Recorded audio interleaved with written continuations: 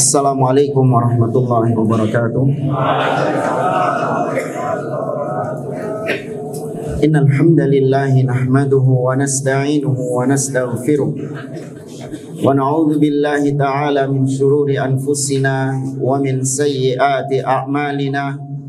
May yahdihillahu fala mudilla lahu wa may yudlil fala hadiyalah.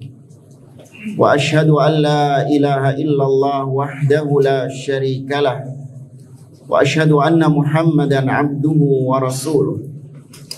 Ya ayyuhalladzina amanu taqullaha haqqa tuqatih wa la tamutunna illa wa antum muslimun.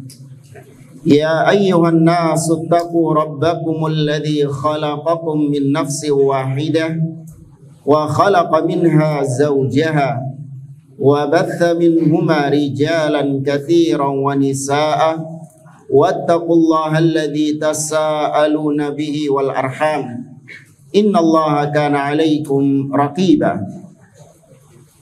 Ya ayyuhalladzina amanu taqullaha wa qulu qawlan sadida yuslih lakum a'malakum wa yaghfir lakum dhunubakum wa may yuti'illaha wa rasulahu faqad faza fawzan 'azima. Amma ba'd. Fa inna asdaqal hadithi kitabullah wa khairal hadi hadi Muhammadin sallallahu alaihi wasallam wa syarrul umuri muhdatsatuha wa kullu muhdatsatin bid'ah wa kullu bid'atin dhalalah wa kullu dhalalatin finnar. Ikhwani fillah rahimani wa rahimakumullah. Altaqikum fi hadzal yaum fi syarhin muyassar ala kitab al-ajwibatil mufidah an as'ilatil manahij al-jadidah li fadilati Syekh Ad-Doktor Shalih Ibn Fauzan Al-Fauzan hafizahullah ta'ala. Al-yawma wasalna ila su'al as-sabi' wal 20. Naam. Alhamdulillah wassalatu wassalamu ala Rasulillah, amma ba'd. Pertanyaan yang ke-27 ini dan juga jawaban dari Syekh hafizahullah ta'ala itu secara umum mirip dengan pembahasan kita di soal at-tasi' asyar, soal yang ke-19, yaitu tentang pemikiran-pemikiran yang diimpor ke negeri Saudi. Pemikiran Ikhwanul Muslimin, ya, pemikiran Hizbut Tahrir dan yang semisal dengannya yang diimpor ke negeri Saudi. Nah, di pertanyaan yang ke-27 ini Syekh hafizahullah ta'ala ditanya, narju min fadilatikum an tubayyinu lana mawqifana min furqatis syabab wa talabatil ilm haula mawadhi' tasudduhum an talabil ilm. Kata penanya, kami berharap kepada Anda wahai Syekh untuk Anda menjelaskan kepada kita tentang sikap yang benar, sikap yang tepat menghadapi perpecahan di antara para syabab, para pemuda-pemuda dan para penuntut-penuntut ilmu. Haula mawadhi' berkaitan dengan al-ikhtilafat. Ya, mawadhi' maksudnya berkaitan dengan perbedaan-perbedaan di dalam agama. Ya, khilaf-khilaf yang ada di dalam agama. Sehingga hal tersebut menjadikan mereka, menghalangi mereka dari belajar ilmu syar'i. Adanya khilaf-khilaf tadi menjadikan semangat mereka untuk belajar ilmu syar'i menjadi surut. Ya, semakin kita belajar kok semakin banyak perbedaan-perbedaan. Duduk di majelis ini, ustadznya ngomong begini. Pindah ke majelis lain, ustadznya ngomong begini. Wes, daripada ruwet kayak kemarin, gimana solusinya mereka? Mending gak ngaji sama sekali. Wa taja'aluhum yanaluna min ba'dil ulama. Adanya ikhtilaf, adanya perbedaan-perbedaan tersebut, khilaf-khilaf tersebut menjadikan sebagian mereka mencaci maki, merendahkan para ulama. Wa yata'assabuna li akharin, dan sebagian lainnya ta'assub, fanatik buta kepada ulama-ulama tersebut. Li'anna hadhihi mas'alatun hammah. Ini kita tanyakan kepada Anda wahai Syekh, karena ini adalah permasalahan yang sangat pelik, permasalahan yang sangat penting sekali. Wa qad tafashat wantasyarat baina talabatil ilm. Permasalahan ini telah menyebar, ya, telah banyak menjangkiti sebagian penuntut-penuntut ilmu, kebanyakan dari para penuntut ilmu. Fama taujihukum fi dzalik? Maka apa arahan Anda wahai Syekh? Qala Syekh hafizahullah, yauma an kana ahlu hadhil bilad murtabitina bi ulama'ihim. Tatkala dahulu, ini khusus berkaitan dengan orang-orang yang ada di negeri Saudi secara khusus. Tapi bukan berarti kemudian kasus ini tidak terjadi di negeri-negeri yang lain. Beliau mengatakan dahulu ketika penduduk negeri ini, yaitu penduduk negeri Saudi, mereka itu orang-orang yang senantiasa dekat dengan para ulama, senantiasa menjalin hubungan dengan para ulama. Maksudnya ulama-ulama yang di atas sunnah, ulama-ulama yang lurus akidah dan manhajnya, bukan ulama-ulamanya ahli bid'ah. Karena kita tahu negeri Saudi itu dibangun di atas pemahaman para salafus saleh ketika pertama kali pendirian negara tersebut. Sehingga ulama-ulama yang banyak di negeri Arab Saudi, kebanyakan mereka adalah ulama-ulama yang memang berada di atas manhaj yang hak secara asal. Ya, meskipun nanti akan dijelaskan, nggak semua orang yang dari Saudi lantas dikatakan pasti salafi. Ya, nggak semua orang yang berasal dari negeri Saudi langsung lantas dikatakan dia pasti akidahnya, akidah salaf, manhajnya salaf, tidak. Nah, karena nanti beliau akan menyebutkan ada banyak pemikiran-pemikiran yang masuk ke negeri Saudi, sehingga menyebabkan perubahan, muncul ulama-ulama yang menyeru kepada bid'ah, yang menyeru kepada syirik dan yang lainnya. Baik, dahulu penduduk negeri Saudi mereka menjalin hubungan dengan para ulama. Ya, syababan wa syaiban. Baik pemuda-pemudanya ataupun orang-orang tuanya. Ya, memang harusnya demikian. Ya, seorang muslim, terlebih lagi penuntut ilmu, itu harus punya ada hubungan dengan para ulama, orang-orang yang berilmu, punya kedekatan dengan orang-orang yang berilmu. Karena orang-orang yang berilmu ini akan menjadi rujukan ketika terjadi permasalahan-permasalahan di suatu negeri, maka mereka rujuk kepada para ulama-ulama, para ahli ilmu tersebut. Ini yang Allah firmankan di dalam Al-Quran. Kata Allah subhanahu wa ta'ala, wa idza ja'ahum amrun minal amni awil khawfi adha'u bi walau radduhum ila rasul wa ila ulil amri minhum la'animahu alladhina yastanbitunahu minhum.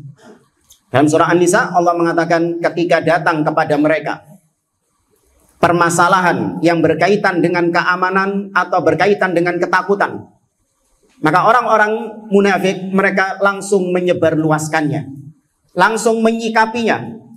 Ya, bagaimana menyikapi permasalahan ini? Mereka tanpa merujuk kepada para ulama, langsung mereka sikapi dengan hawa nafsu. Andai kata Allah Azza wa Jalla, mereka kembalikan perkaranya kepada Rasul ketika Rasul masih hidup, atau setelah Rasul wafat, yaitu dikembalikan kepada hadis-hadisnya, kepada sunnahnya. Wa ila ulil amri minhum, dan kepada para ulil amr. Ya, ulil amr bisa siapa dan siapa? Bisa ulama dan umara. Dikembalikan kepada para ulama, maka mereka tahu bagaimana menyikapi dengan baik. Mereka tahu bagaimana seharusnya menyikapi hal tersebut. Makanya para ulama mengatakan ar-ruju' ilal ulama ismatun minal fitan wal balaya. Merujuk kepada para ulama, tidak tergesa-gesa menyikapi sesuatu, dikembalikan perkaranya kepada para ulama, itu adalah hal yang bisa menjadikan kita selamat dari fitnah-fitnah dan dari malapetaka-malapetaka. Namun sangat disayangkan sebagian orang tergesa-gesa. Ya, ada permasalahan ini, lagi viral masalah ini, tergesa-gesa dia sikapi. Nggak nunggu para ulama dulu. Ya, nggak nunggu para ulama dulu. Harusnya ditunggu bagaimana sikap para ulama, bagaimana fatwa-fatwa mereka, ditanyakan kepada mereka. Karena akan terus muncul permasalahan-permasalahan yang baru. Ya, karena akan terus muncul di zaman kita sekarang ini permasalahan-permasalahan yang baru. Nanti akan muncul permasalahan ini, nanti muncul masalah ini, lagi viral masalah ini, masalah ini. Yang mana masalah-masalah tersebut belum pernah terjadi pada masa-masa sebelumnya. Ya, maka perlu ditanyakan kepada para ulama, rujuk kepada para ulama. Jangan disikapi dengan hawa nafsu. Ketika mereka berpegang dengan para ulama, menjalin hubungan baik dengan para ulama, selalu rujuk kepada para ulama, kanatil halatu hasanatan wa mustaqimatan. Maka kondisi negeri Saudi ketika itu baik. Ya, kondisi mereka baik di atas keistiqomahan mereka, di atas agama yang lurus. Wa kanat la ta'ti ilaihim afkarun minal kharij. Di saat itu tidak ada pemikiran-pemikiran yang datang dari luar. Maksudnya pemikiran-pemikiran yang di luar Ahlus Sunnah. Ya, tidak ada yang datang, diimpor dari luar, belum ada. Hadza huwa sababu fil wahdati wat ta'aluf. Inilah berpegang dengan para ulama yang di atas sunnah, rujuk kepada para ulama, tidak mengimpor pemikiran-pemikiran dari luar, itu adalah sebab persatuan suatu negeri. Ya, sebab keamanan, sebab persatuan negeri tersebut. Wa kanu yathiquna bi ulamaihim wa qadatihim wa uqalaihim. Karena mereka berpegang teguh dengan para ulama-ulama mereka, pemimpin-pemimpin mereka, dan orang-orang yang cerdas di antara mereka. Ya, kalau sekarang naudzubillah, orang gila dijadikan rujukan, orang bodoh dipegang ucapannya. Semua bisa berbicara di zaman sekarang, apalagi ada medsos. Orang-orang yang nggak berkompeten, ya, orang-orang yang tidak memiliki ilmu, mereka semua punya panggung, ya, di media-media sosial itu. Ya, dahulu orang-orang di Saudi enggak, mereka hanya mendengarkan dari orang-orang yang berilmu, orang-orang yang memang punya kapasitas dalam keilmuan. Ya, diriwayatkan dari gurunya Imam Malik, Rabi'ah bin Abdurrahman, suatu ketika beliau menangis. Gurunya Imam Malik, Rabi'ah bin Abdurrahman, ketika ditanyakan, ma yubki amusibatun dakhalat alaika, apa yang membuatmu menangis? Apakah ada musibah yang menimpa dirimu? Kata beliau, la, tidak ada musibah yang menimpa diriku. Walakin ustuftiya man la ilma lahu wa dhahara fil islami amrun azim. Akan tetapi aku mendapati orang-orang yang tidak memiliki ilmu, di saat sekarang mereka dimintai fatwa, dimintai pendapat oleh kebanyakan manusia. Maka akan muncul perkara yang besar dalam agama Islam ini. Kalau sudah orang-orang bodoh berbicara dalam masalah agama, akan muncul masalah yang besar. Wala ba'du man yufti hahuna ahaqqu bisijni minas surraq. Maka sungguh orang-orang yang berfatwa tanpa ilmu itu lebih layak untuk dijebloskan ke dalam penjara daripada para pencuri-pencuri. Ya, karena kerusakannya lebih besar yang mana, jemaah? Para penyesat umat, orang-orang yang berbicara tanpa ilmu, itu lebih besar dampaknya daripada pencuri-pencuri. Maka mereka lebih layak untuk dijebloskan ke dalam penjara. Bagaimana kalau beliau, Rabi'ah bin Abdurrahman ini, melihat manusia di zaman sekarang? Ya, di zaman beliau saja itu sudah membuat beliau menangis, sudah membuat beliau sedih. Ya, di zaman sekarang luar biasa. Wa kanu jama'atan wahidatan. Ketika itu penduduk Saudi di atas satu kesatuan. Wa ala halatin thayyibah, dan dalam kondisi yang baik. Dulunya gitu. Kemudian bagaimana kelanjutannya? Hatta ja'atil afkaru minal kharij an sabilil ashkhasil qadimin. Sampai datangnya pemikiran-pemikiran dari luar. Ya, pemikiran-pemikiran yang menyimpang diimpor dari luar Saudi. Dari mana datangnya? Lewat perantara sebagian orang yang berkunjung ke Saudi, sebagian orang yang datang ke negeri Saudi itu. Sini ada footnote nomor 69. Mithlu ashabi furqati al-ikhwanil muslimin.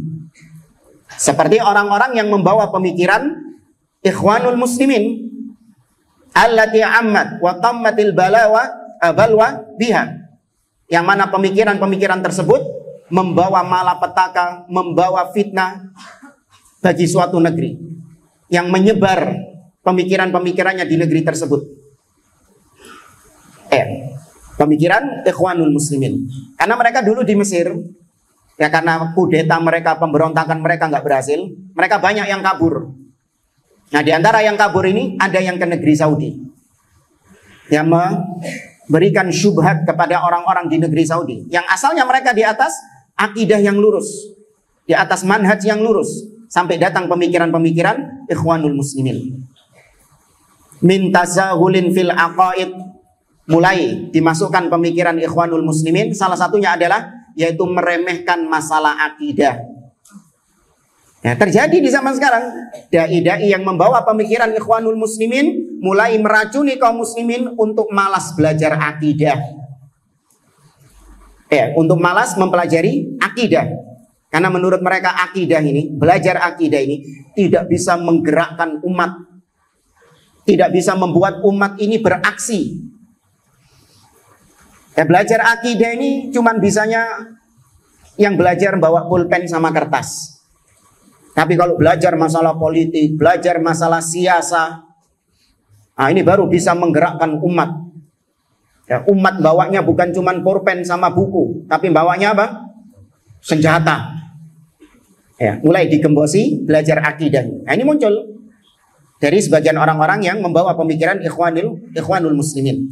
Wanhirafin an manhajis salafis saleh, mulai menyimpang dari manhaj as-salafis saleh. Wa mithlu firqatit tabligh wa ghairiha, dan juga seperti firqah jama'atut tabligh dan yang semisal dengannya. Nas'alullaha al-afiyah, semoga Allah berikan kepada kita keselamatan. Dan ini melalui jalur yang pertama, yaitu ada orang-orang yang datang ke negeri Saudi, kemudian membawa pemikiran Ikhwanul Muslimin dan disebarkan di negeri Saudi. Au an sabili ba'dil kutub au ba'dil majallat, atau disebarkannya pemikiran Ikhwanul Muslimin ini atau pemikiran-pemikiran yang lain dimasukkan ke negeri Saudi lewat kitab-kitab atau majalah-majalah. Ya, kitab-kitab atau tulisan-tulisan atau majalah-majalah. Apalagi muncul internet. Ya, dengan munculnya internet semua orang bisa mengakses tulisan-tulisan tersebut, sehingga pemikiran-pemikiran dari luar Saudi masuk di situ. Ya, dipengaruhi orang-orang Saudi itu. Mulai di antara mereka ada yang terpengaruh dengan pemikiran Ikhwanul Muslimin, terpengaruh dengan pemikiran Khawarij. Mulai mereka mencaci maki, mengkritik pemimpin penguasa, mulai mereka membenci kepada pemimpinnya dan yang lainnya. Dan di sini ada footnote juga, kata beliau, mithlu kutubil Ikhwanil Muslimin wa ma aktsaruha. Ini kata Syekh Shalih Fauzan yang sudah usia lanjut bertahun-tahun beliau hidup di negeri Saudi. Beliau mengatakan kitab-kitab yang dimaksud adalah kitab-kitabnya Ikhwanul Muslimin, dan betapa banyaknya kitab-kitab itu masuk di negeri Saudi. Ya, betapa banyaknya kitab-kitab tersebut masuk di sana. Wa mithlu al-majallatil ikhwaniyah al-qutbiyah. Majalah-majalah Ikhwanul Muslimin, ya, pemikiran-pemikiran Sayyid Qutb allati tasammat bis sunnah. Tuh namanya bagus. Majalah-majalah tersebut dinamakan dengan apa? Sunnah, as-sunnah. Siapa yang nggak terkecoh? Dikira isinya adalah sunnah, tapi ternyata isinya adalah kebid'ahan, kesesatan, penyimpangan. Maka ini yang sering kita tekankan kepada kaum muslimin, kepada antum juga. Jangan terkecoh dengan bungkus. Ya, jangan terkecoh dengan bungkus. Lihat isinya. Ini bukan cuma berlaku dalam masalah agama, dalam masalah duniawi antum juga kayak gitu. Ngelihat ada suatu produk, ya, bungkusnya itu bagus sekali, sehingga membuat kita kepengen beli, kepengen mengkonsumsinya. Ya, tanpa dilihat ini kandungannya apa, komposisinya apa, aman gak buat tubuh kita. Ya kan? Maka orang yang cerdas, yang pertama kali dilihat adalah ingredients, komposisinya dulu apa ini. Ya, oh ini komposisinya ini, komposisinya ini. Kalau ternyata itu adalah hal-hal yang membahayakan bagi dirinya, maka nggak jadi dibeli sama dia, nggak diambil. Meskipun bungkusnya bagus, kemasannya unik katakanlah. Tapi kalau orang jahil enggak, ngelihat kemasannya bagus, langsung sikat ambil. Ya, nggak peduli komposisinya apa, nanti opname di rumah sakit dia. Nah, demikian juga dalam masalah agama. Jangan ngelihat casingnya, oh casingnya ini sunnah. Ya kan, kalau khutbah pakai innal hamdalillah nahmaduhu wa nasta'inuhu wa nastaghfiruh. Ya, jenggotnya panjang. Ya, kemudian dia pakai nama-nama kunyah, Abu gitu. Nah, ini di atas sunnah ini. Ya, nggak dilihat hakikatnya bagaimana. Timbang ucapannya, lihat bagaimana muamalahnya dia kepada ahli bidah. Apakah dia orang-orang termasuk di antara orang-orang yang mempromosikan dai-dai ahli bidah, atau dia orang-orang yang tidak ada barok dengan ahli bidah. Itu nggak pakai dilihat sama mereka. Yang penting dilihat casingnya. Ya, makanya ahlu sunnah sering terus kita tekankan harus punya mizan, harus punya timbangan. Ya, timbang segala sesuatu dengan timbangan yang syar'i. Wa qad dussa as-summu fil asl. Ya, dan sungguh mereka dengan menamakan kitab dengan as-sunnah ini, ibaratnya mereka itu meletakkan racun dalam madu. Apa maksudnya ya, permisalan beliau ya? Buku Ikhwanul Muslimin tapi diberi nama sunnah, itu seperti orang jualan madu tapi dicampur apa? Racun di dalamnya. Wasayati qariban al-kalam an sahibiha. Nanti insya Allah akan ada pembahasan tentang hal tersebut. Ya, kita lanjut ke ucapan Syekh Shalih Fauzan. Wa talaqaha asy-syababu wa hasalatil furqatu. Maka ketika ada orang-orang Ikhwanul Muslimin datang ini, membawa pemikiran Ikhwanul Muslimin datang ke Saudi, kemudian majalah-majalah, buku-buku didatangkan ke negeri Saudi, dan itu dibaca oleh para syabab, para pemuda-pemuda, maka disitulah terjadi furqah, atau terjadi perpecahan di antara para syabab. Terjadi ikhtilaf, ya, terjadi perbedaan-perbedaan di antara para syabab, perpecahan. Ya, dulu ahlu sunnah sudah sepakat bahwasanya mencaci maki pemimpin di depan umum, mengkritik pemimpin, atau ikut nimbrung dalam politik-politik sudah dari zaman dahulu. Tidak ada ahlu sunnah yang menyepakati hal tersebut. Ahlu sunnah dari dulu barok, berlepas diri. Namun beberapa tahun belakangan ini di negeri kita ya, kita bicara di negeri kita, beberapa tahun belakangan muncul orang-orang yang membawa pemikiran Ikhwanul Muslimin, mengatakan bahwasanya ahlu sunnah salafiyun harus ikut berpartisipasi dalam politik, harus ikut mewarnai politik. Ketika dibantah bahwasanya itu bukan pemikiran ahlu sunnah, bukan akidah ahlu sunnah, maka dikatakan ini adalah masalah khilafiyah. Khilafiyah apa? Tidak ada dari dulu masalah khilafiyah tentang masalah ini. Ini karena mengimpor pemikiran-pemikiran Ikhwanul Muslimin, sehingga terjadi perpecahan akhirnya. Dan yang dituduh memecah belah adalah yang membantahnya. Apa maksudnya jemaah? Saya ulangi ya secara ringkasnya. Dulu ahlu sunnah salafiyun di negeri kita, ketika muncul musim-musim politik, sepakat semua ahlu sunnah diam. Tidak ada yang ikut nimbrung, nyemplung dalam urusan-urusan politik, bahkan membicarakannya saja enggak. Ya, itu sudah menjadi hal yang ya berjalan di tengah salafiyin, di tengah ahlu sunnah.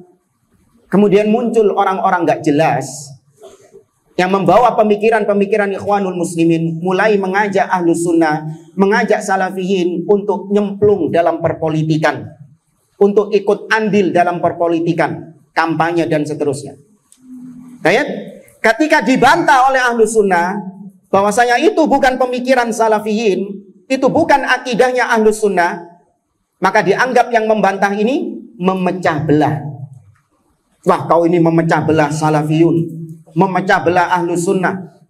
Padahal harusnya yang memecah belah pertama kali siapa? Yang membawa pemikiran Ikhwanul Muslimin ini. Adapun yang membantah hanya sebatas untuk memurnikan kembali dakwah salafiyah dari penyusup-penyusup seperti itu.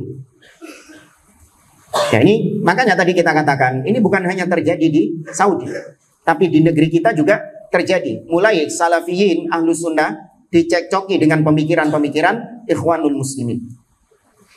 Li'anna haula'i syabab alladzina syaddu 'anil manhajis salafi fid da'wati innama ta'atharu bihadhil afkaril wafidah minal kharij.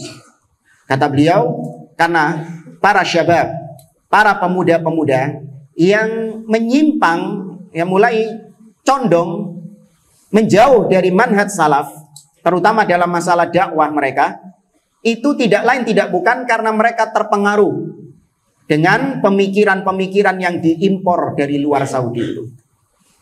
Ya, maka hati-hati. Kalau tahu orang-orang yang nggak jelas, pemikiran-pemikiran dari luar ini dibawa oleh orang-orang yang tidak jelas asal usulnya, belajar di mana, ya bahkan penulisnya siapa, buku ini, makalah ini siapa yang menuliskannya, karena mereka bersembunyi di balik nama-nama yang nggak jelas. Abu Fulan Al-Fulani, ya, Abu Fulan Al-Fulani, nggak jelas namanya.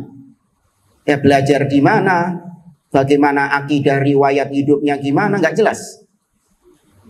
Nah, kata beliau, amma du'at wasyabab alladzina baqaw ala silati bi ulamaihim, adapun para dai-dai dan para syabab, para penuntut-penuntut ilmu yang mereka masih tetap berhubungan dengan para ulama mereka, yang tetap menjalin kedekatan dengan para ulama mereka. Maksudnya bukan hanya dekat saja loh ya.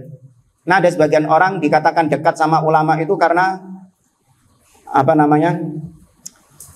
Pernah foto bareng sama ustadznya itu, pernah duduk bareng sama ulamanya itu, berarti wah ini fulan ada kedekatan. Enggak.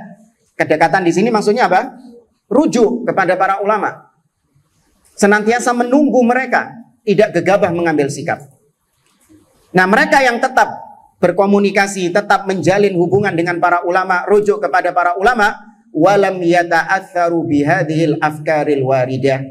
Mereka tidak terpengaruh dengan pemikiran-pemikiran yang diimpor tersebut. Ini manfaatnya kalau belajar manhaj, itu insya Allah antum tidak menjadi seperti lalat. Ya, paham? Makanya orang-orang yang baru taubat dari maksiat atau orang yang baru masuk Islam, itu kita tekankan untuk mempelajari akidah dan manhaj. Tujuannya adalah supaya mereka tidak menjadi lalat. Orang yang mencari jati diri gak jelas, mencolok sana, hadir di majelisnya ini, hadir di majelisnya ini, datang ke kajiannya ahlil bid'ah, baca buku-bukunya ahlil bid'ah, gak jelas. Demikian juga orang-orang yang fokusnya hanya masalah-masalah yang bukan urgen, seperti masalah rumah tangga, fokusnya hanya masalah-masalah rumah tangga saja. Maka kaum muslimin ketika dicekcoki dengan masalah-masalah rumah tangga, masalah adab, masalah akhlak, sedangkan mereka nggak tahu masalah manhaj dan akidah, ini mudah berpindah-pindah dari satu akidah, satu manhaj ke manhaj yang lain. Dan itu realita didapati demikian. Dulunya salafi. Apa ngajinya salafi? Keharmonisan rumah tangga. Ya kan? Ternyata belajarnya hanya keharmonisan rumah tangga. Ketika ada dai-dai ahlil bid'ah datang, ada kajiannya ahlil bid'ah, mengikut dia di situ. Dan dia nggak punya filter untuk membedakan mana yang hak, mana yang batil. Berbeda dengan orang-orang yang memang sejak awal belajar, dia awali dengan mempelajari akidah dan manhaj.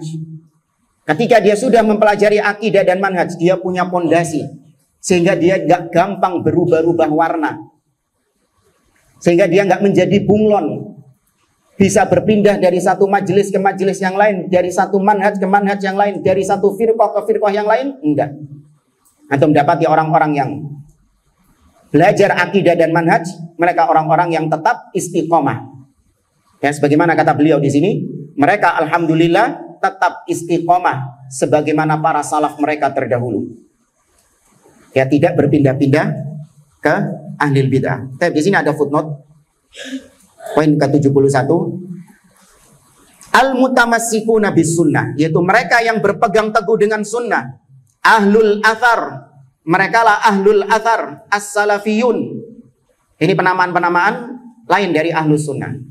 Ya, ahlus sunnah dinamai dengan ahlus sunnah wal jamaah, dinamai dengan ahlul athar, dinamai dengan as-salafiyun. Apalagi?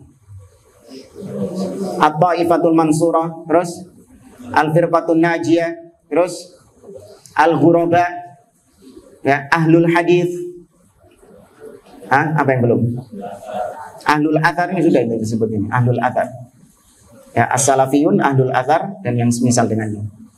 Nah, waqad yarmihim ashabul manahijil mu'adiyah li jahlihim bis sunnah bil mutasyaddidin. Kata beliau, ini orang-orang yang berpegang dengan sunnah, mutamassikuna bis sunnah, dituduh oleh ashabul manahij al-mu'adiyah. Al-mu'adiyah yakni yang oposisi. Manhaj-manhaj yang berlawanan dengan ahlu sunnah. Mencakup di dalamnya al-manahij al-mu'adiyah, ya Ikhwanul Muslimin, ya Firqah Jama'atut Tabligh, Hizbut Tahrir, ya Asy'ariyah, ya Mu'tazilah, Jahmiyah dan semisal dengannya. Ini masuk di dalam lingkup ini yang menjadi oposisi, menjadi lawan dari ahlu sunnah. Nah, mereka ini menjuluki ahlu sunnah karena kejahilan mereka. Mereka menjuluki ahlu sunnah dengan al-mutasyaddidun. Apa itu? Orang-orang yang keras. Nah, ini kalimat mujmalah. Apa maksudnya keras di sini? Kalau yang dimaksud adalah keras menyikapi perkara-perkara usul, maka kita nggak mengingkari jamaah. Dalam masalah-masalah usul memang kita harus disuruh apa? Keras menyikapinya. Adapun dalam perkara-perkara furu', maka kita sikapnya gimana? Lemah lembut. Apa yang dimaksud keras di sini? Apakah keras kepada ahli bidah? Maka kita jawab gimana? Iya, keras kepada ahli bidah. Ahlu sunnah itu kepada ahli bid'ah keras, tegas menyikapinya, tapi kepada pemerintah, kepada penguasa lemah lembut. Ya, sebagaimana itu yang dipraktekkan oleh para salaf. Antum pernah tahu kisah Imam Malik? Ya, ketika ditanya tentang kaifas tawa, bagaimana sikap Imam Malik? Keras atau lembut kepada yang menanya? Keras. Setelah beliau mengatakan al-istiwa'u ma'lum wal kaifu majhul wal imanu bihi wajib wa su'alu anhu bid'ah, apa yang dilakukan oleh Imam Malik? Diapakan orang yang bertanya itu? Diusir. Diusir dari majelisnya. Karena Imam Malik tahu ini bertanya untuk menyesatkan, menimbulkan keraguan-raguan kepada para jamaah. Maka diusir sama Imam Malik. Berbeda dengan ketika ditanyakan kepada Ishaq ibn Rahawai. Ditanya oleh seorang gubernur ketika itu yang bernama Abdullah bin Tahir, pemimpin, dengan pertanyaan yang sama tentang sifat Allah, yaitu tentang sifat apa? Ada yang tahu? Tentang sifat nuzul, bagaimana turunnya Allah Subhanahu wa taala. Ya. Dia tanya kepada Ishaq bin Rahawai, "Kaifa yanzil?" Bagaimana Allah itu turun? Apa jawaban Ishaq bin Rahawai? Beliau mengatakan, "A'azzallahul amir." Semoga Allah memuliakan Anda wahai pemimpin, wahai amir. La yuqalu lirabbi kaifa. Jangan ditanyakan bagaimana. Ya, jangan ditanyakan tentang Allah bagaimananya. Fa innahu yanzilu bila kaifa. Sesungguhnya Allah itu turun tanpa ditanyakan bagaimananya Allah turun itu. Keras atau lembut? Lembut. Didoakan dulu jamaah. Karena yang bertanya siapa? Pemimpin. Ya, tapi kalau Imam Malik tadi tahu ini yang nanya ahli bid'ah ini, langsung keras, diusir orang tersebut. Nah, ahlu sunnah gitu. Kepada ahli bid'ah keras, kepada pemimpin kaum muslimin lemah lembut. Ya. Nah, ahli bid'ah kebalikannya. Sama pemimpin keras, sama ahli bid'ah, sama tokoh-tokoh atau orang-orang yang sesat lemah lembut. Nah, ini kebalik. Ya. Mereka menjuluki kita sebagai al-mutasyaddidin, orang-orang yang keras. Wabil ummalah, ada juga yang menjulukinya sebagai ummalah. Ummal diambil dari kata-kata amil, ya, worker, pekerja. Maksudnya apa? Babu. Tahu ya? Ahlus sunnah dituduh sebagai kacung, babu. Ya, babu-babunya penguasa, orang-orang bayaran pemerintah. Pernah dengar kayak gitu? Iya, kacung-kacungnya pemerintah, antek-anteknya pemerintah dan yang lainnya. Wabil mudahana, ada juga yang menjuluki ahlus sunnah yang berpegang dengan sunnah dengan mudahana, yaitu penjilat. Orang-orang yang menjilat, golek rai, cari muka. Apa yang kita punya muka kok? Apa yang dicari? Wala gharabah, kata beliau, ini bukan hal yang aneh Ahlus sunnah dijuluki dengan julukan-julukan demikian bukan hal yang aneh. Faqad rumiyas salaf bi ibaratin asyaddu min dzalik. Sungguh para salafus saleh juga dituduh dengan tuduhan-tuduhan yang lebih keji daripada tuduhan ini. Khawarij, ini menunjukkan pertengahan Ahlus sunnah jamaah. Kita ini kadang aneh ngelihat ahli bid'ah ini. Kalau juluki itu nggak bisa konsisten mereka itu. Orang-orang Khawarij, teroris dan yang satu spesies sama mereka menjuluki kita dengan penjilat. Ya kan, orang-orang yang penjilat, hulu terhadap pemimpin, berlebihan kepada pemimpin. Sebaliknya orang-orang liberal yang mereka juga hulu terhadap pemimpin menuduh kita ahlu sunnah dengan Khawarij. Khawarij nuduh kita murji'ah, murji'ah nuduh kita Khawarij. Maka di situ menunjukkan kita ini memang berada di mana? Berada di pertengahan. Ya, Abdullah bin Mubarak rahimahullah ta'ala ketika ditanya oleh seorang Khawarij tentang pelaku dosa besar, apakah dia kafir atau tidak, maka Abdullah bin Mubarak menyebutkan sebagaimana akidah salaf, bahwasanya orang pelaku dosa besar dia tetap seorang mukmin, tidak dikafirkan oleh Abdullah bin Mubarak. Tapi ternyata kata orang Khawarij yang bertanya itu, ala kibari sinnika sirta murji'iyan. Wahai Abdullah bin Mubarak, kamu ini sudah tua kok jadi murji'ah? Apakah gara-gara usiamu sudah semakin tua ini kau berubah menjadi seorang murji'ah? Kalau bahasa kita, wis tuwek murji'ah. Itu bahasa kita itu. Kon iki wis tuwek murji'ah bisa. Ini gak heran. Ahlus sunnah dijuluki dengan julukan-julukan seperti itu sudah dari dulu, bukan sekarang tok. Mithlu al-Hasyawiyah. Ya, Ahlus sunnah dahulu dijuluki dengan al-Hasyawiyah. Al-Hasyawiyah ini bisa bermakna yaitu mereka yang hanya berlandaskan qaul Allah, qaul Rasul. Sebagian orang itu bilang salafi ini dikit-dikit qaul Allah, dikit-dikit qaul Rasul. Mereka ini kaum tekstualis. Tahu kaum tekstualis?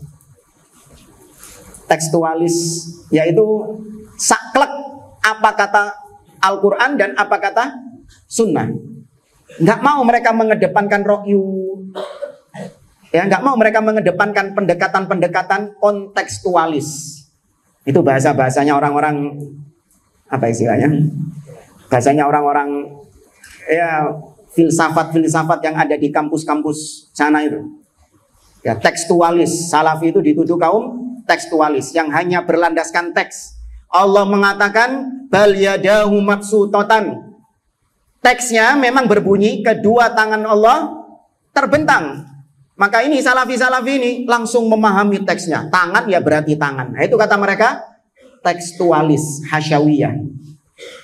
Kalau kita enggak, kita melakukan pendekatan konteksnya, bukan teksnya tapi kontekstualis. Ya. Tangan ya itu adalah sesuatu yang begini. Mulai di situ ahlul kalam, karena kebanyakan kalam, kakean ngomong. Ya, Ahlus sunnah enggak simpel akidahnya. Allah mengatakan tangan, ya sudah, itu tangan. Kita ini sebenarnya ya juga enggak tekstualis banget kok. Memang ada ayat-ayat Al-Quran yang kita takwil ke makna yang lain. Itu ada. Enggak melulu Ahlus sunnah ini tekstualis terus, enggak. Tapi kalau secara asal suatu ucapan itu dipahami secara tekstualnya.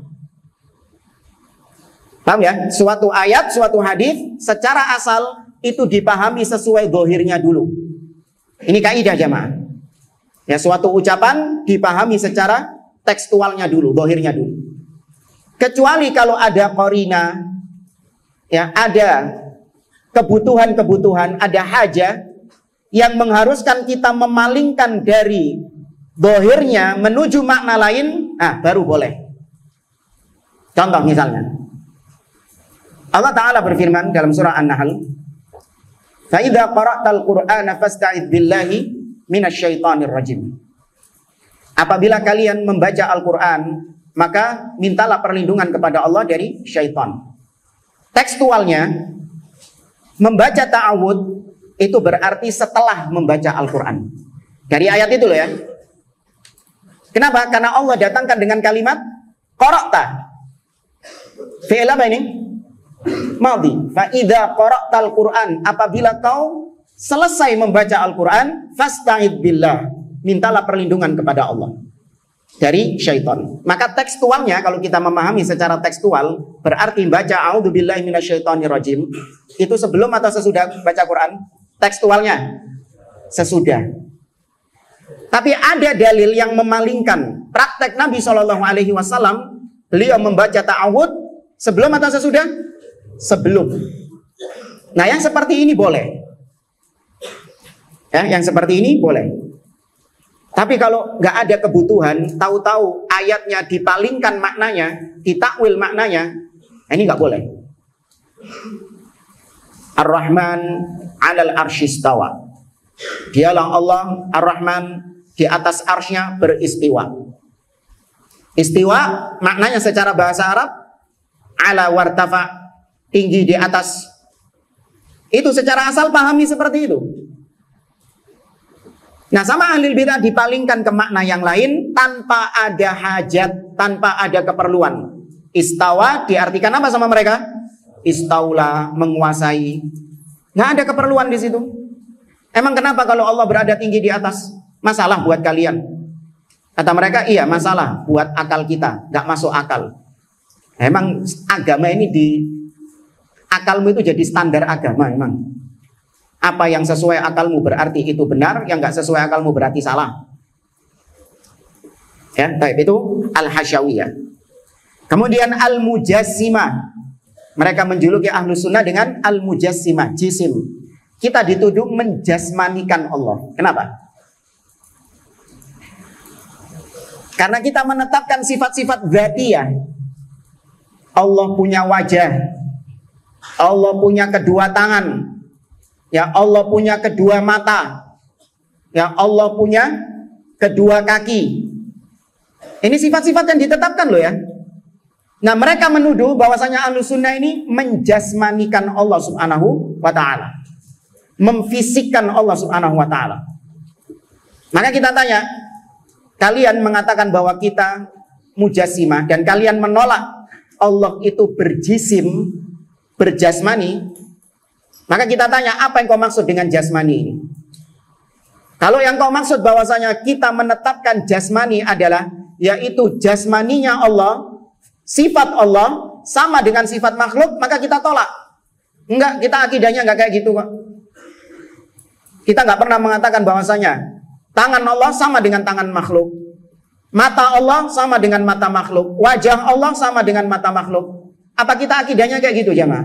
Tidak. Tapi kalau yang kau maksud kita Ahlus Sunnah ini menjasmanikan Allah, maksudnya adalah kita menetapkan sifat-sifat tersebut, itu kau tuduh kita menjasmanikan Allah, maka kita katakan iya, kita menetapkan sifat-sifat tersebut. Meskipun kita nggak ridho kalau dikatakan menjasmanikan Allah.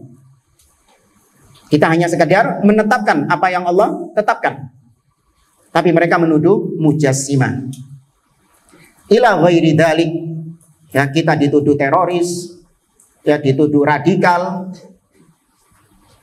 Banyak julukan-julukan dari ahli bidah. Fahada halu ahli bidah. Dan demikianlah kebiasaannya ahlul bidah, yaitu al-waqi'atu fi ahlil athar. Kebiasaan mereka adalah mencela, mencaci maki ahlus sunnah. Dan kata beliau, fasabab fi hadhihi al-furqa yarji'u ila talaqqil afkar wal manahij ad-da'awiyah min ghairi ulama'i hadhihi al-bilad min unasin mashbuhin. Maka sebab dari perpecahan-perpecahan, perselisihan-perselisihan yang terjadi di negeri Saudi ini dan juga di negeri-negeri yang lain, itu sebabnya kembali kepada pemikiran-pemikiran itu yang diimpor dari negeri-negeri lain, yang diimpor dari luar Saudi itu. Karena mereka membaca pemikiran, membaca kitab-kitab tersebut, mendengarkan ya ceramah-ceramah orang-orang tersebut dari manhaj dakwah selain daripada ulama-ulama Saudi. Maksudnya ulama-ulama yang lurus di atas sunnah. Mulai mereka mendengarkan hal itu, sebab perpecahannya. Min unasin masybuhin, dari orang-orang yang masybuh, yaitu orang-orang yang tidak jelas asal usulnya, tidak jelas keilmuannya. Au unasin mudallilin, atau dari orang-orang yang menyesatkan.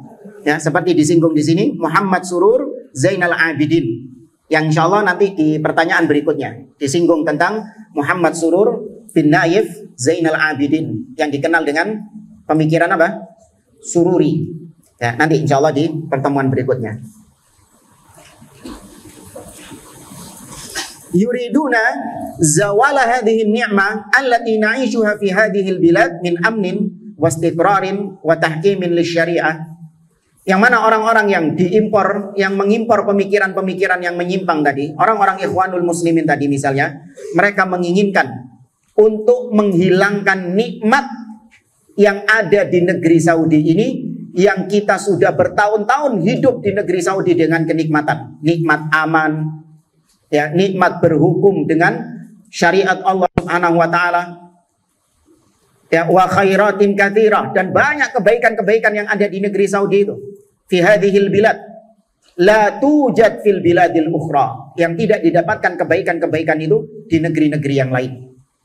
Ya, banyak kebaikan berlimpah, dan itu memang janji Allah Subhanahu wa taala.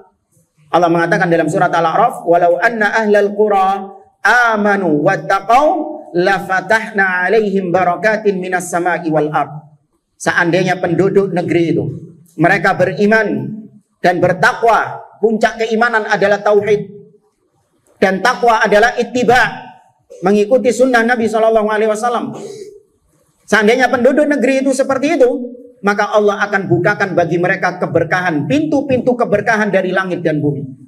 Dan itu yang Allah berikan kepada negeri Saudi. Kemakmuran yang melimpah, berhukum dengan hukum Allah, keamanan.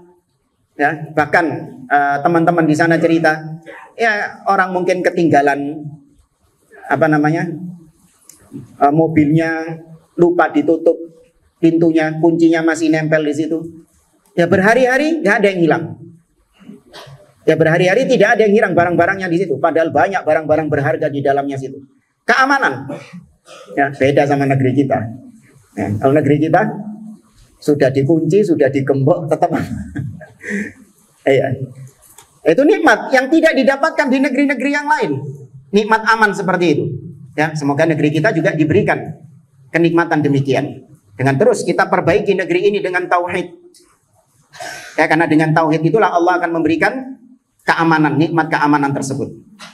Allah juga berfirman dalam surah An-Nur, kata Allah Subhanahu wa taala, wa'adallahu alladhina amanu minkum wa 'amilus shalihat la yastakhlifannahum fil ard kama istakhlafa alladhina min qablihim wa la yumakkinanna lahum dinahum alladhi irtada lahum wa la yubaddilannahum min ba'di khaufihim amna. Tuh.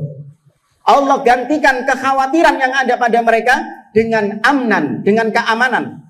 Apa syaratnya? Ya'budunani la yusyrikuna bi syai'a. Mereka beribadah, menyembah hanya kepadaku dan tidak menyekutukan aku dengan sesuatu apapun. Yuriduna an yufarriqu bainana. Orang-orang Ikhwanul Muslimin dan yang semisal dengan mereka itu, mereka menginginkan untuk memecah belah di antara kita. Dan ini yang kita yakini, semua pemikiran-pemikiran di luar Ahlus Sunnah itu sejatinya memecah Ahlus Sunnah, memecah belah kaum muslimin. Ya, bid'ah itulah yang memecah belah kaum muslimin. Bukan kita yang membantah bid'ah itu yang dikatakan memecah belah, kebalik. Kita justru mengembalikan mereka kepada persatuan yang hakiki. Ya, mereka menginginkan kita terpecah belah. Wa an yantazi'u syababana. Ini mereka itu lebih suka untuk menarik para pemuda-pemuda. Karena para pemuda-pemuda ini badiyar ra'i, apa ya? Berpikirnya itu cepat. Diajak langsung mau. Diajak langsung mau. Ya, meskipun terkadang memang baik sifat seperti itu. Sebagaimana dahulu Nabi ketika awal-awal dakwah, maka yang lebih banyak beriman kepada Nabi SAW siapa? Syabab atau syaibah? Pemuda-pemuda atau orang tua? pemuda yang paling banyak. Ya, karena orang-orang tua itu memang secara asal, ini kita nggak menggeneralisir ya, yang tua jangan tersinggung. Secara asal, orang-orang tua itu kolot, paham ya? Sifatnya itu kolot, ini secara asal, cuman ada illa ma rahimallah. Ya, karena mungkin dia sudah banyak mengarungi kehidupan, sudah bertahun-tahun hidup, kemudian datang ilmu dari orang yang masih muda. Ini terkadang egonya muncul di situ. Ente ini anak kapan? Ya kan, baru kemarin lahir. Apa dengan julukan-julukan bau kencur atau apa itu biasanya itu. Padahal ya enggak, kita baunya wangi kok. Ya, terkadang memang ada orang-orang tua kayak gitu. Tapi kalau anak-anak muda itu sekali diajak langsung mau mereka. Kebanyakan gitu. Tapi ada juga anak-anak muda yang kolot kayak orang-orang tua gitu. Ya, ini bukan terus kita menggeneralisir ya, enggak, kebanyakan. Ya bil ghalabah, kebanyakannya memang demikian. Nah, pemikiran-pemikiran Ikhwanul Muslimin, pemikiran Khawarij, ini biasanya mereka lebih sering menyerang syabab, para pemuda-pemuda. Karena yang cepat merespon itu kebanyakan para pemuda. Lihat di kampus-kampus itu. Bercokolnya kebid'ahan itu kebanyakan ada di kampus-kampus itu, jangan. Ada beberapa kampus di Surabaya ini menjadi sarangnya Hizbut Tahrir dahulu. Menjadi sarangnya orang-orang pergerakan Harokiyah, pengkaderan partai-partai. Itu terjadinya di mana? Di kampus-kampus umum itu. Ya, terjadinya di kampus-kampus umum tersebut. Karena memang itu yang lebih mudah untuk ditarik hatinya adalah para pemuda-pemuda. Nah, meskipun terkadang baik, pemuda punya sifat seperti itu. Cuman kalau nggak ada filter, nggak ada timbangan, itu jadinya jelek. Gampang terpengaruh, terseret arus-arus penyimpangan-penyimpangan. Ada buku bagus buat para syabab yang ditulis oleh Syekh Abdul Razak bin Abdul Muhsin Al-Abbad, hafizahullah ta'ala, yang berjudul Min Wasaya As-Salaf Lisyabab. Di antara wasiat-wasiat salaf kepada para syabab. Ini bukunya simpel, ya mungkin 33 halaman, 33 halaman ini. 33 halaman itu fontnya gede-gede lagi. 33 halaman bukan kecil-kecil tulisannya, enggak, tapi tulisannya besar-besar. Ya, banyak berisi wasiat-wasiat, athar-athar dari para salaf. Ini di sini kebetulan kita download bukunya. Nah, ini enaknya zaman sekarang yang kita singgung kemarin itu. Begitu ada seorang ustadz atau ulama yang menyarankan untuk membaca kitab ini, karangan ini, kita langsung cari. Alhamdulillah ada, kita download, ya kita baca. Enaknya gitu. Kalau zaman dulu gimana? Oh ya, berangkat ke perpustakaan dulu, baca di situ. Atau kalau enggak, beli, dan itu pun juga jarang yang jual, atau fotokopi. Dan di sini kita bawakan satu saja wasiat dari seorang tabi'in yang bernama Anas bin Sirin. Wasiatnya kurang lebih sama dengan Muhammad bin Sirin. Ketika dalam sakitnya beliau mengatakan, ittaqullah ya ma'syarasy syabab. Wahai para pemuda-pemuda, bertakwalah kalian kepada Allah Subhanahu wa taala. Unduru mimman ta'khuduna hadhil ahadits. Lihatlah, perhatikanlah dari mana kalian mengambil hadis-hadis ini.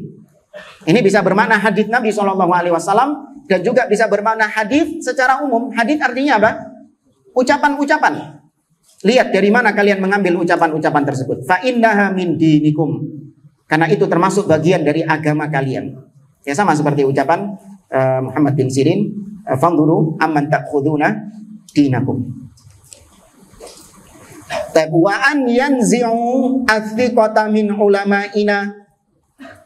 Ya, orang-orang Haroki itu, orang-orang Ikhwanul Muslimin itu yang tadi masuk ke negeri Saudi atau bahkan di negeri kita juga, mereka ingin untuk mengambil kepercayaan rakyat kepada para ulama. Sehingga kaum muslimin tidak percaya lagi kepada para ulama. Ragu terhadap para ulama. Dan ini pernah saya dengar mungkin sekitar tahun 2015-2016 ketika rame-rame terjadi demo di Indonesia. Ya, demo ya, penistaan apa itu kata mereka. Ada seorang tokoh Haroki, tokoh Haroka, tokoh Ikhwani, sekarang sudah di penjara orangnya karena kasus terorisme. Karena memang erat kaitannya Ikhwanul Muslimin dengan terorisme. Orang ini, tapi sayang sebagian kaum muslimin, bahkan yang sudah kenal sunnah, yang sudah jadi salafi, menganggap fulan ini sebagai seorang salafi. Hanya karena bermodalkan jenggot. Dia mengatakan bahwasanya demo ini, demonstrasi-demonstrasi yang terjadi, itu adalah alat untuk menyampaikan aspirasi. Kalau ulama-ulama Saudi mengharamkan demonstrasi, wajar karena Saudi bukan negara demokrasi katanya.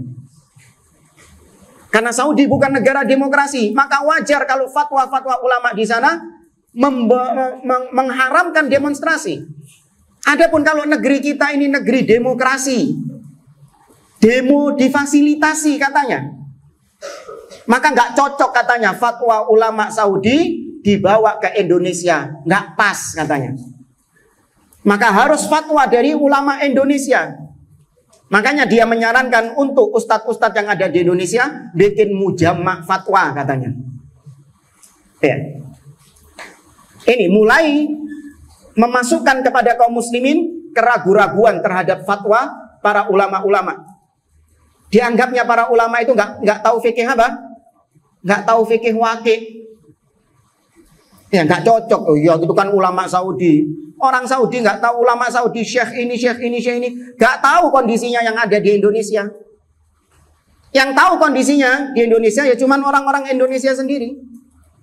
Itu syubhatnya. Maka kita jawab, loh para ulama sebelum mereka memberi fatwa, mereka sudah diberikan tasawur. Mereka sudah diberikan gambaran oleh orang yang bertanya itu.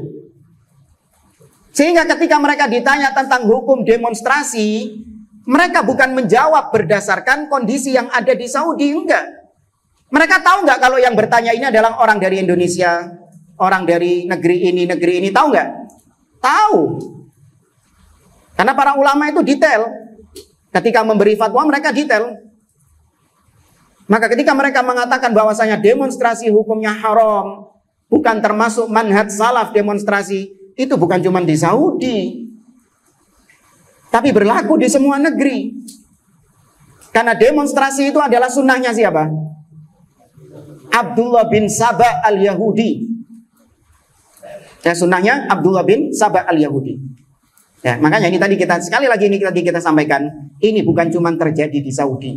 Ada di negeri kita orang-orang demikian yang berusaha untuk menghilangkan kepercayaan terhadap para ulama. Ulama-ulama yang benar-benar di atas sunnah. Sehingga antum ragu sama mereka. Antum gak percaya lagi dengan fatwa-fatwa mereka. Lebih cocok memilih fatwanya orang-orang belakangan. Ya, fatwanya orang-orang yang gak jelas itu tadi. Wahina idin yahsulu wal iyadu billah ma la tuhmat uqbahu. Dan kalau sudah demikian, maka terjadilah sesuatu yang tidak diinginkan.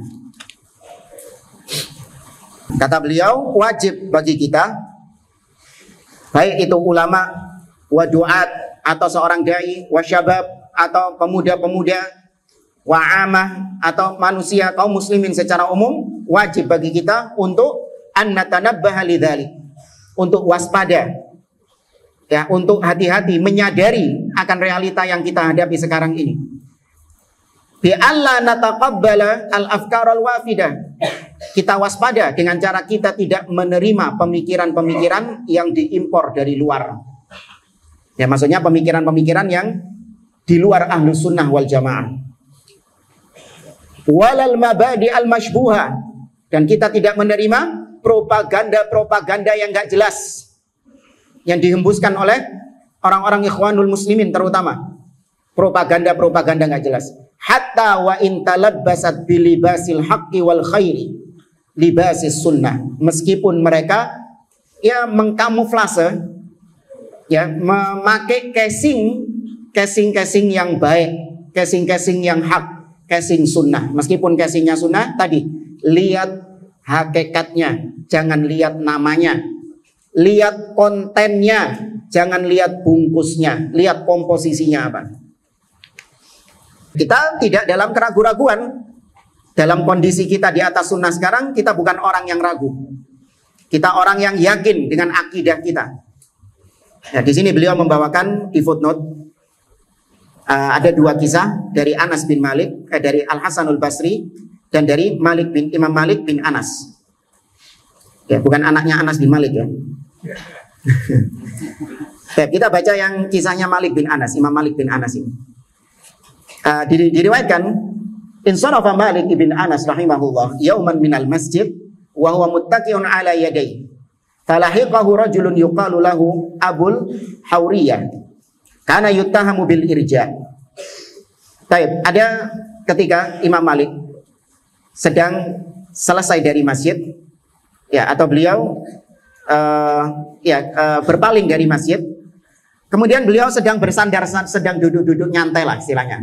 Ya, muttaqiun ala yadayhi, bersandar santai. Maka ada seorang yang bernama Abul Hawriyah. Dan dia ini orang yang dikenal punya pemahaman Murji'ah. Faqala, maka kata Abul Hawriyah ini, ya Abdullah, kepada Imam Malik, wahai Abdullah, isma' minni syai'an ukallimuka bihi wa uhajjuka wa ukhbiruka bi ra'yi. Wahai Imam Malik, dengarkan dariku sesuatu. Aku akan mengucapkan kepadamu sesuatu dan aku akan berdiskusi, ya, dan akan berdebat denganmu. Maka kata Imam Malik, fa'in ghalabtani, oke, kalau kau berhasil mengalahkan argumentasimu, kalau kau berhasil mengalahkan argumentasiku, maka gimana? In ghalabtuka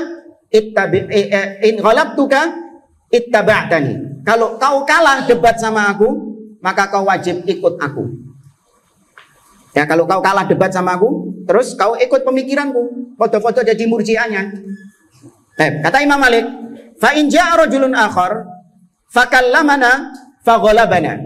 Terus kalau ada orang ketiga, ini kita sudah jadi satu pemikiran ya. Ana sama Inte sudah jadi satu pemikiran. Terus datang orang ketiga mendebat kita berdua. Dan kita berdua kalah sama satu orang ini. Terus gimana? Kata dia, naktabi'uhu. Ya sudah, kita ikut dia. Nanti sudah 3 orang, ada orang keempat. Pinter debat, ngalahkan 3 orang ini. Gimana kita? Ya kita ikut orang yang keempat ini. Terus. Maka kata beliau, kata Imam Malik, ya Abdullah, ba'adallahu azza wa jalla Muhammadan sallallahu alaihi wasallam bidinin wahid. Wahai Abdullah, wahai hamba Allah, Allah mengutus Nabi sallallahu alaihi wasallam dengan membawa agama yang satu model, satu macam. Ya, ad-dinu wahid. Agama satu macam. Wa araka tantaqilu min dinin ila dinin. Tapi kok saya lihat kau ini berpindah-pindah dari satu agama ke agama yang lain, dari satu pemikiran ke pemikiran yang lain. Itulah, kalau seorang yang tidak kuat akidah dan manhajnya, dia mudah berubah-ubah, suka mencolot-mencolot, lompat-lompat dari satu pemahaman ke pemahaman yang lain. Ini yang disebutkan oleh Hudzaifah ibnul Yaman. Ya, beliau mengatakan untuk kita agar berhati-hati dengan at-talawunu fiddin, berubah-ubah warna, berwarna-warni di dalam agama. Fa inna dinallahi wahid, karena agama Allah ini satu. Ya, tidak berwarna-warna.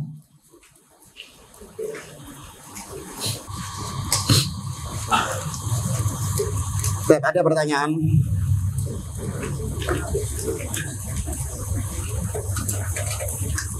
Ustadz, bagaimana cara menyikapi perkataan ini? Kita harus ikut pemilu dalam pemilihan presiden. Kalau kita dari kaum muslimin tidak mensupportnya, maka orang-orang kafir yang akan mensupportnya. Tetapi saya tidak ikut pemilihan partai.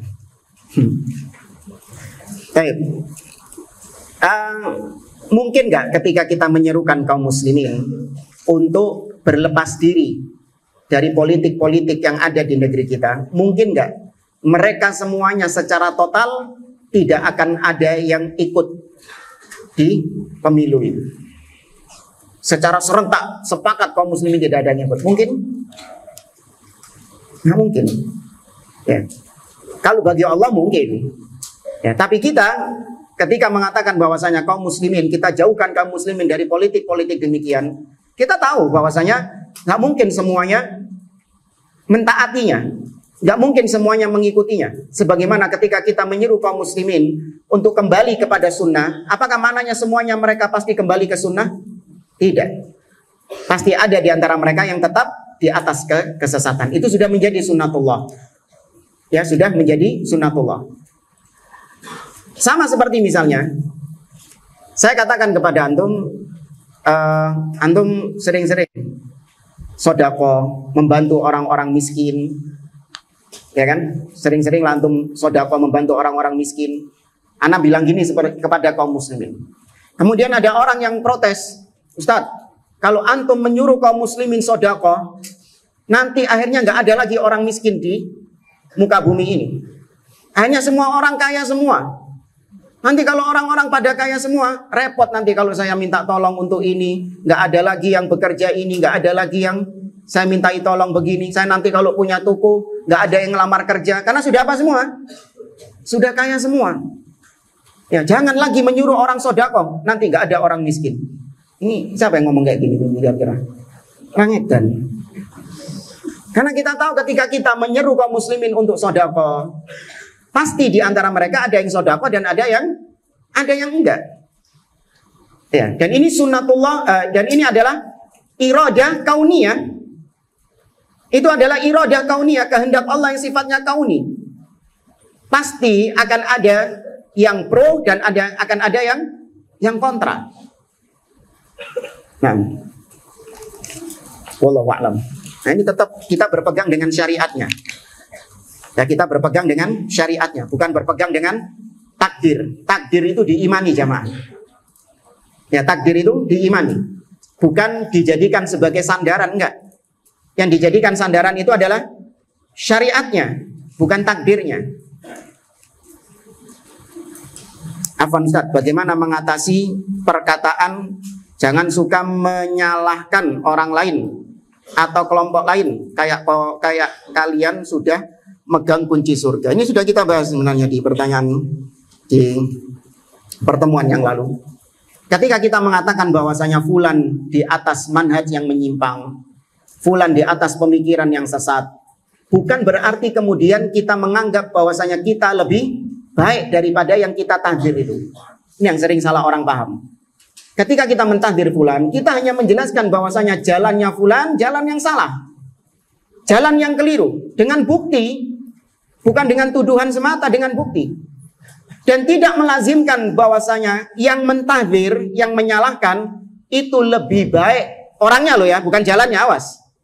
Orangnya lebih baik daripada yang ditahdzir. Yang kita katakan yang benar apanya? Jalannya. Manhaj salaf itu pasti benar. Sedangkan fulan tidak di atas manhaj salaf, maka pasti salah, pasti keliru. Adapun orangnya, individunya, bisa jadi yang keliru tadi masuk surga. Bisa? Bisa enggak jamaah? Oh, enggak bisa loh. Ini berarti kalian yang punya kunci surga. Orang yang ditahdzir dari kesesatan tadi, mungkin nggak dia ini masuk surga? Mungkin. Sedangkan yang mentahdzir mungkin masuk neraka? Mungkin. Yang mentahdzir misalnya nggak ikhlas, ya kan? Yang mentahdzir misalnya nggak ikhlas, betul dia di atas pemahaman salaf. Tapi ketika dia mentahdzir fulan nggak ikhlas, mungkin dia pengennya pansos. Nah, itu muncul sebagian orang kayak gitu. Pansos, apa pansos? Panjat sosial, biar dia dikenal sama orang. Sebelumnya dia nggak tahu, nggak dikenal sama orang. Cuman karena dia berani mentahdzir fulan, ya, maka dia pun akhirnya namanya naik, terangkat. Ya, pansos. Niatnya memang sejak awal untuk apa? Supaya dikenal, supaya terkenal. Jadi kalau terkenal, followersnya semakin banyak, ya nanti likes-nya semakin banyak, subscribernya semakin banyak, akhirnya ya cuannya semakin banyak. Di situ ujung-ujungnya duit gitu. Dan juga ternyata yang ditahdzir dia itu memang salah karena berangkat dari kejahilan misalnya. Dapat udzur dia kalau dilihat kondisinya. Ini misalnya kasus ya, ada seorang yang ditahdzir, dia memang salah jalannya. Tapi kondisi orang tersebut ketika salah itu didasari karena ketidaktahuan, karena kejahilannya. Ya, maka dia diampuni nggak? Diampuni. Tuh lihat keadaannya berbalik. Keadaannya berbalik. Yang mentahdzir justru dapat dosa, kemudian yang ditahdzir justru diampuni sama Allah. Secara individu-individu bisa seperti itu. Tapi namanya kesalahan tetap harus diperingatkan nggak? Tetap harus diperingatkan. Antum yang ngelihat dari luar nggak tahu itu. Yang tahu cuman siapa yang tadi itu? Allah tok yang tahu. Kalau fulan ini karena kejahilannya diampuni sama Allah. Fulan ini yang mentahdir karena nggak ikhlas, maka dia dapat dosa. Yang tahu gitu siapa? Allah. Adapun kita hanya tahu zahirnya. Fulan memang di atas kesesatan. Dengan bukti-bukti yang nyata. Nggak urusan dia ini karena kejahilannya, karena ketidaktahuannya. Yang penting kesesatannya harus ditinggalkan. Sedangkan fulan yang mentahdir ini, kita nggak tahu apa niatnya dia dalam mentahdir. Apa motivasinya dia dalam mentahdir, kita nggak tahu. Tapi dia mentahdir dengan ilmu. Dia membawakan burhan, membawakan bukti-bukti. Ya, maka kita terima hal tersebut. Urusan orangnya, mana yang lebih baik atau apa, itu bukan hak kita jamaah. Paham di sini? Maka jangan ada yang mengatakan bahwa kita ini merasa suci, merasa pasti benar. Enggak, apanya yang pasti benar? Jalannya? Kalau jalannya iya. Selain manhaj salaf, keliru, salah. Termasuk di antara keumuman 72 yang sesat manhajnya. Adapun oknum-oknumnya tidak maksum dari dosa. Tidak maksum dari kesalahan oknum-oknumnya. Tidak menjamin surga oknum-oknumnya itu. Ya, tidak menjamin dia selamat sampai wafatnya dari fitnah, enggak. Ya, nas'alullaha ats-tsabat hatal mamat. Assalamualaikum Ustaz, apakah kita boleh mencela, menghina ahlul bidah? Ya, lihat dulu menghinanya gimana. Ya, kalau menghina ada porsinya masing-masing jamaah ya. Kalau memang sudah sampai tingkatan yang parah, penyesat umat yang memang sudah luar biasa kesesatannya, itu memang para ulama menjulukinya dengan julukan-julukan yang jelek, julukan-julukan yang buruk. Litanfir, untuk manusia supaya lari darinya. Tapi kalau ahli bid'ah yang cuma ikut-ikutan, awam, ganggi, paham ya? Yang ganggi, ya enggak lah. Ini orang-orang awam yang mereka ini di atas, bukan di atas ilmu, maka jangan dicela, jangan dicaci maki, ya, tapi tetap diajak kepada al-haq, diajak kepada sunnah. Ya, adapun tokoh-tokohnya, iya. Tapi itu pun juga ada tingkatan-tingkatannya. Nah, wallahu a'lam. Saya kira ini yang bisa saya sampaikan.